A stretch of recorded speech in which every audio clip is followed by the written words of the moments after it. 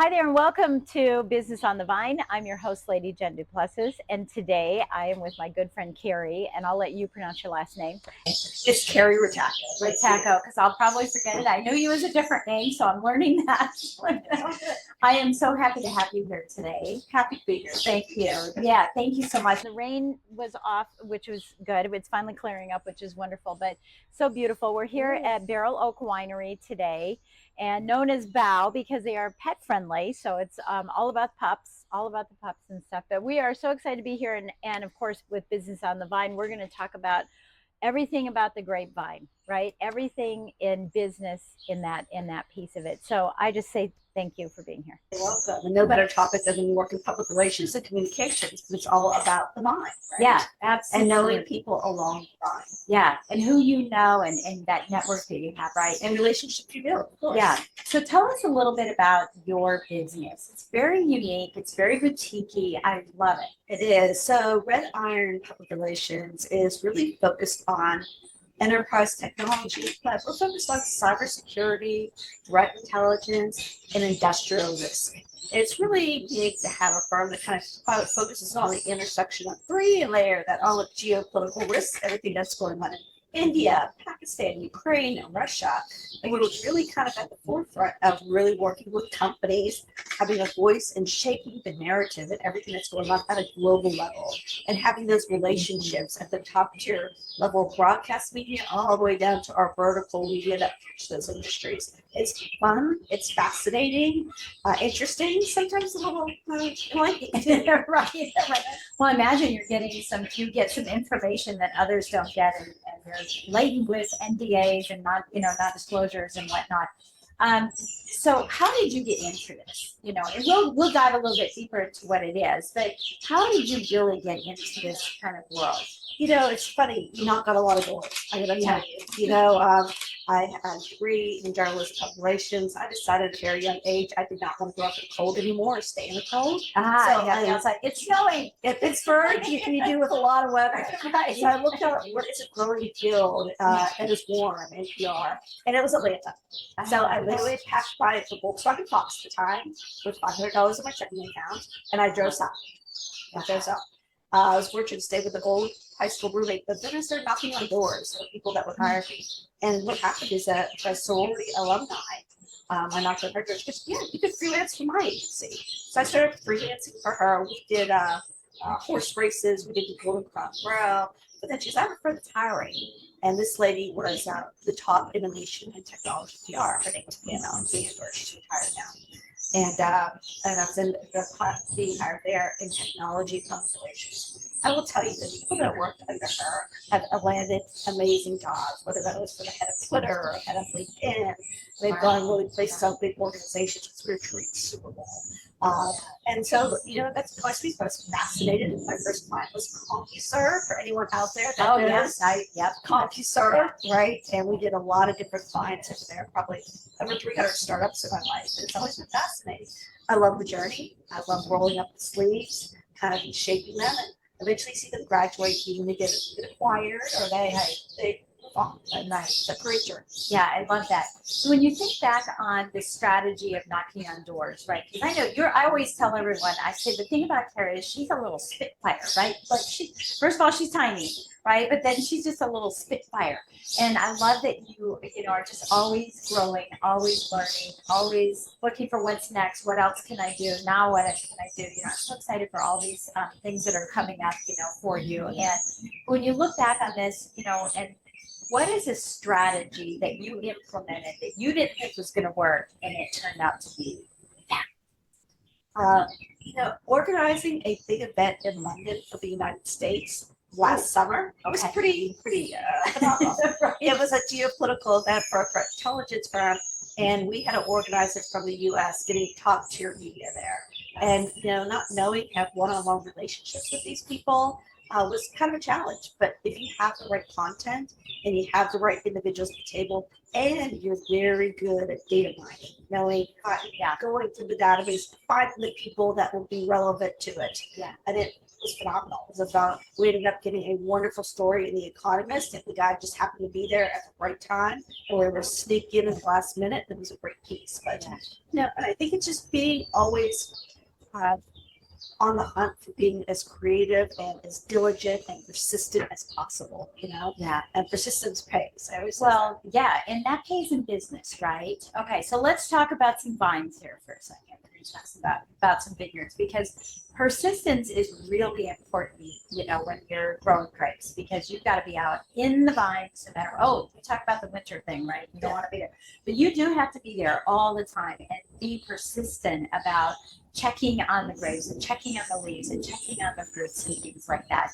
And when you think about the people that you're serving, and I want to go in the opposite direction where you think I'm going to go with this, but the people you're serving, as business owners, those who aren't persistent, what challenges do they encounter in business if you don't have that level of persistence? What have you found? then someone else is going to come in and do it for you. And Yeah. they're going to be that persistent one that is attracted to the client. I mean, the client really wants to know that you are working hard on their behalf and you're thinking creative. You have a strategy. So much of what we do is not just implementation, but thinking multi-layer strategies. Like we just did at a conference where we had a 3-layer strategy to get the most coverage we could for a client. And that comes from, it comes from battle-tested experience. Like our clients, we have battle-tested approaches. We know what has worked, we know what has not worked, and we're always kind of building upon that to see what we would need to reach that next level. Yeah. So, okay, I love that persistence thing. So that also means turning on a dime. It does. Okay, so yeah, and I think, and we're gonna talk about this in the next segment a little bit further. But being able to turn on a dime. Let's talk about the average business owner, and the person has white knuckle strategy. Like, this is the only way I'm going to go. This is what I'm going to talk about. This is what I want to talk about, and not making those adjustments to get where they need to really go. They're not seeing, the signs. They're not hearing what people have to say, the feedback. How do you work with that with the client? Because I know your clients are, we want to get on TV. We want to, talk about some cyber threat that happened somewhere, and I remember the first time that I heard what you did, it was the university in Israel, right, where there was a bombing there, and your clients were on saying, here's what's going to happen next, etc. What happens when a client doesn't turn on a dime? They don't see that. They don't see that. We try to educate them, right? And we try to help them find solutions, and we help them find resources internally that can get them there. And we try to say, look at the competitive landscape. The others that may be doing the job and giving examples. Yeah, we do have use cases in that point. There's, people are what they are. I've recommended for clients, go get that evangelist. If you're not wanting, you don't want to be on TV, go find that person. Right. Go hire that big gun that's going to get you where you need to be. Not every CEO out there is made for broadcast. Not every CEO out there is made to talk to the Wall Street Journal. Right. So who is on your bench that we can bring that will rise to tell your story? What company can you acquire? Yeah. This is a bunch of acquisitions, but who do you have that can, help you along the way? Yeah. So if you don't pivot, you would be left out of the news cycle, and you have to learn how to pivot. Yes. Have good communications, leaders guiding you. So that's beautiful. That's beautiful. Okay, we're going to take a quick break. Stick with us. We're going to continue talking with Kari about all things tech. Well, welcome back. Welcome back. We are delighted to be talking with Kari here, and such an impressive person that you are, and so smart and so well versed. And it's interesting. I remember we were talking not too long ago, and you had said, "Who do you know in the political arena that can help me in California? Can you help me? Can you help me?" And I really was just so happy that I had connections for you. I know you haven't taken me up on them yet because you wanted to get to a certain We're still spot working on it. Yeah, and then come to me, and we'll keep quiet about what's going on. But so I'm thinking about what we talked about previously, how you were saying about the depth of going into your database, and mining people to your database. How important is that for any business owner to have a community, a community of people they can rely on? Why would they want to rely on them? regardless of what the business is. Community is great. Yeah. And it's more important is how to leverage that community. Yeah. And that means giving and expecting nothing back. So I believe that is when giving comes back to you. I've worked with media along the way from clients and stories that aren't even my clients, just to help them out. Yeah. And later on they come back, or I've helped potential clients or even just colleagues of mine that just might need help with things along the way, like resources. That is the benefit of giving. If you are willing to give and you're confident, successful in your business, that giving is part of being a successful business person and being a part of community. I think that's important too. And there's a book called Giver's Gain. We all kind of know that, and I've heard some clients and some partners say, I feel like I give and I give and I give. At what point am I going to get back? So what is a strategy you could share with a business owner that says, I feel like I've done the giving, whether they have or not, right? I feel like I've done the giving. And now, I want to go ask. How do you approach it? How does someone work with someone? Is it a come to Jesus meeting? Is it a, what is that? Oftentimes if they can't give because they just don't have the budget or the time, I ask for referrals, or I'll ask for a reference to put on my website, right?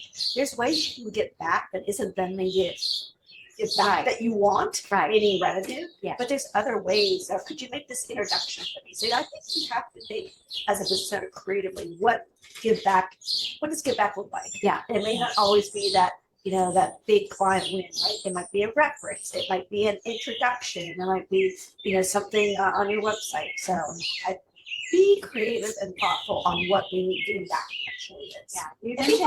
You mentioned creativity earlier, right? So you're talking about being creative too. And I think that is something that business owners don't really have a lot of creativity because they come in from, and a lot of entrepreneurs, business owners nowadays it's their second career, right? And they have the practicality, they have the practitioner piece of their job, but not the PR side of it, right? That side of it. Where can they go? Where can they learn? How could they learn? You have the examples of that and ideas that you would say if you were starting out and you had a practical practitioner skill set, you're excellent at it, but now you're a business owner and you've never stepped into this. What do you do? There's lots of free resources out there. The PR trades are out there and you can read case studies.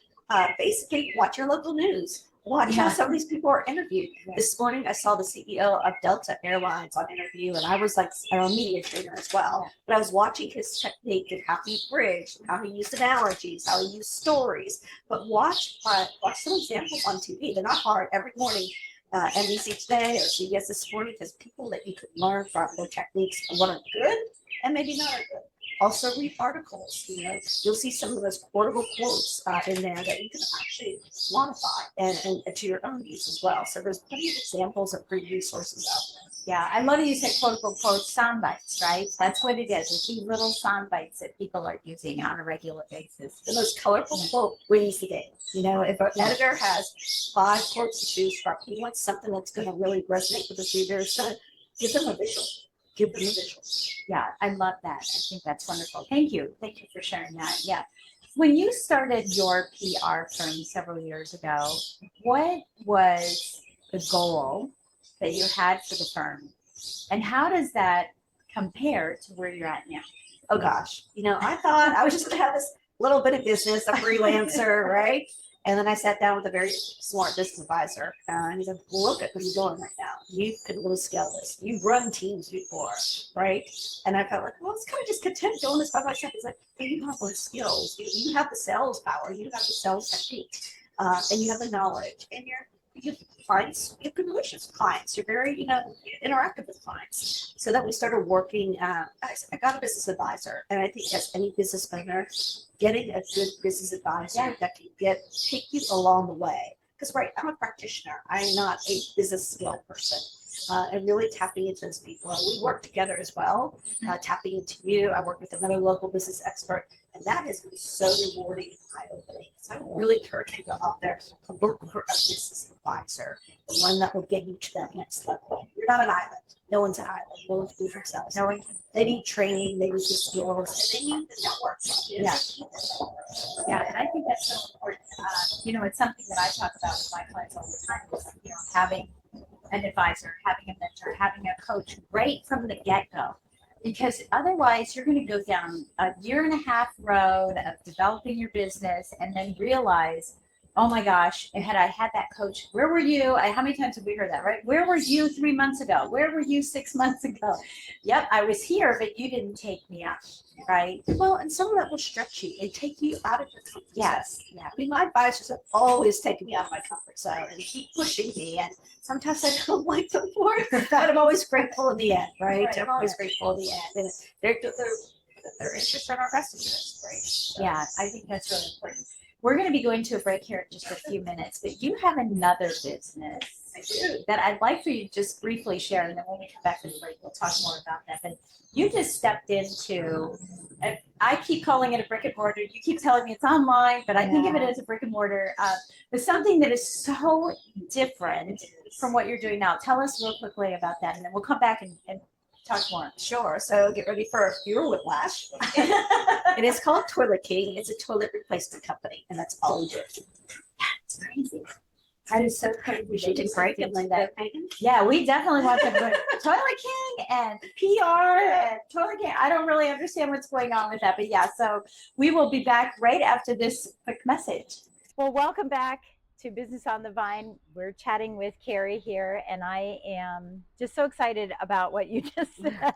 We were laughing right during the commercial, saying, how, this transition from PR and worldly and, cybersecurity and media and all that. And now you're doing Toilet King. So why did you step into this? Why did you decide to be a co-founder? Well, Toilet King kind of feeds my other passion, which is interior design. Okay. At a basic level, I have gutted laundry rooms, mud rooms, kitchens, or whatever, and I know what's involved. Okay, I know what's involved in that process. But the original founder had a kitchen and bath renovation business. Oh, got it. Okay, yeah. And during COVID, he was losing his workers because they decided to stay home and get COVID checks. So he said, what can I do on my own and still make money? Yeah. So he noticed when he was replacing the toilet in a bathroom, just go pick something out and deliver it and install it. He's like, well, what if I put a few Craigslist ads in and see if people actually will hire me to do it? And people were picking up the Craigslist ad. He said to me, Kari, what if I just create a website where people can go online, pick out a toilet, I deliver it and install it? Because when I renovated my powder room, my interior designer went out to Home Depot, got the toilet, dragged it into the hatchback of the car, took it to my house. We both took it out of the truck, dragged it in the house. And my painter at the time, who was painting the powder room, installed it. Yeah. So, and then we both dragged it out. I knew how many steps were involved, and it wasn't even the best toilet. It just looked pretty, but it was not the best toilet. Right. So, so that's how Toilet King was born. And then Ferguson Plumbing saw our street signs on the road. They started knocking on the door, like, we want to be your distribution partner. We're like, we're not ready for you. He's like, but yes, we see the potential. Right. We're a publicly held company. We have distributions all over the country. So they're our main distribution partner. We also have Wind Supply and a couple of others. But so we don't have to hold any inventory. So people today, go online and order the toilet, American Standard, Toto, Kohler, and even bidets. People are liking bidets. And the business keeps on growing month after month, and now we're in the process of signing a franchise contract to franchise it. That's actually as expected. Yeah, and I know that is like the most exciting part of it, because I remember when you first started with it, it was like, oh, I want to franchise this. And you actually had people coming in and saying, can we do it now? Can we do it now? But you weren't just ready for them to start doing things unless they could be participants in creating it. Right, and when you go to franchise a concept, you want to make sure it hits a lot of marks, right? You want to look at profit margins, you want to look at, what it takes to stand up one, you want to look at some of the marketing, which we're still working as a young company on figuring out some of the marketing, but, overall, the franchise company looked at the numbers, and these are great numbers and profit margins, and let's go, so we're working on that next step, and we're excited because, it's a you look at much larger markets than Loudoun County. You look at Houston or Miami or New York City. I mean, these are densely populated markets. So, And the convenience of doing this too, you know, we laughed about this. We were talking about it before. Is like, you know, my husband, for example, you know, he's like, I'm gonna do it, and 70,000 hours later, it's still not done, and it, you know, all the time and money and energy that could have been expended with just a very simple phone call to get this done. And I think, you know, it's brilliant. And it's not just for homes, right? It's for commercial buildings. We do too. small businesses right now, and that's Yeah. it. We're under an hour. We're half the cost of the big companies. Yeah. That's all we do is toilets. And you're not waiting for a plumber. No, Yeah. and plumbers are very expensive. Actually, we get referred to by plumbers. Plumbers want to do other things than toilets, Yeah. right? Yeah. And that's all we do. So we have a precision process. It really is a precision installation process. It's affordable. It's easy. People love it, and you know, they'll call for their parents. They'll call for their children. Like, I love it. And then they do one toilet, and we're back like 3 or 4 times to do all the toilets in the house, which is funny. It's a testament to how easy it is, how affordable it is, and the great customer service. So. Yeah, I love that. What was the biggest challenge in getting that off the ground? You know, I think figuring out the marketing, because you know, Toilet King is a new concept. We're creating 2 things. We're 2 challenges. We're creating a new brand, and we're creating a new concept. Yes, something that, and it's solving a huge problem. It's solving a huge problem, but people think, what do you do? It's like, there's such a thing, right? Yeah. Yes, it's like replacing just a gutter, right? Yeah. Or, you know, replacing just a roof. We replaced just a toilet. Yeah. So I it's love getting it. people to think like that. Yeah, love it, love it, love it. So, Kari, how does someone get in touch with you? And tell us what you're looking for. You know, what are you looking for? Do you want to talk about Toilet King and/or your PR firm? How does someone get in touch with you if they want to work with you? Yeah, so it's just Kari at KARI@redironpr.com, or just go to the website rediron REDIRONPR.com, and we have information there. But I'd love to work with early stage to mid stage companies in a broad range of tech. We're started working in quantum, which is very exciting. Love that. And Toilet King, you know, visit toiletkingva.com. We have everything there. You can select a toilet. It could probably be out there tomorrow, which is amazing as well. Yeah, I love that. Well, thank you so much for being here. And cheers to you. I'm running out of wine. Cheers to you. Thank you so much for being such a wonderful guest on the show. Thank Really you for having appreciate me. it. Really enjoyed it. Thank you. And thank you for joining us on this episode. And we look forward to seeing you on the next episode of Business on the Vine.